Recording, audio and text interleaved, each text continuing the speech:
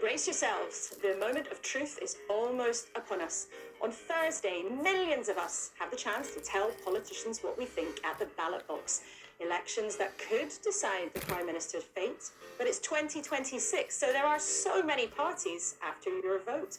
6 of them are here today. The leader of the Greens, Zach Polanski, leader of the Conservatives, Kemi Badenoch, the Transport Secretary, Heidi Alexander, is here for Labour. Not, however, Nigel Farage, who, as we told you last week, was fixed to be here. His team told us he changed his mind.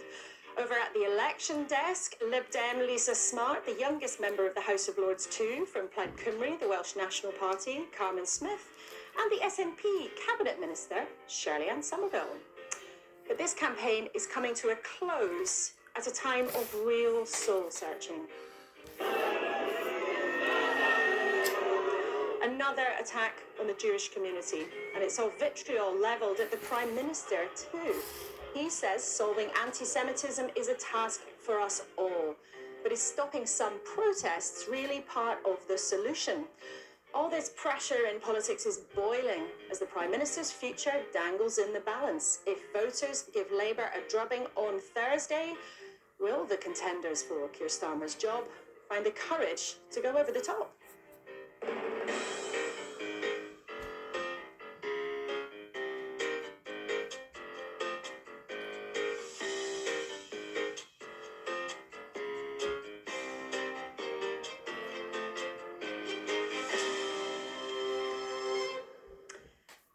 Morning. Things are looking a bit different today because we are on the brink of the elections, and maybe the Prime Minister's on the brink too. So we'll interview 2 of our politicians first, then we'll hear from our trio across at the desk. But let's start, as we always do, with what is making the news.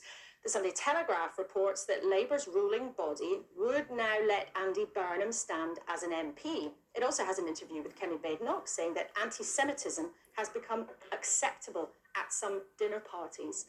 The Independent on Sunday reports on the clash over banning pro-Palestinian marches or not after the Golders Green attack on the Jewish community earlier this week. Maths brain Carol Vorderman tells the Sunday Mirror that Nigel Farage's sums don't add up. The Mail on Sunday says a BBC presenter broke the wrist of a female colleague in 2014, but the BBC did nothing about it, it claims, but left several years later. The Sun on Sunday reports on the YouTuber and ITV presenter KSI, who's apologised for making a joke about punching pregnant women. Let's crack on, though, because politics is in a swirl, and there are lots of important numbers for us all to digest this morning. More than 20 million people have the chance to vote on Thursday. There are more than 5,000 council seats up for grabs in England, and the job of 2 First Ministers to be decided. If you're in Scotland or Wales, you're choosing your devolved government that runs health, housing and other things too. It is, frankly, looking pretty miserable for Labour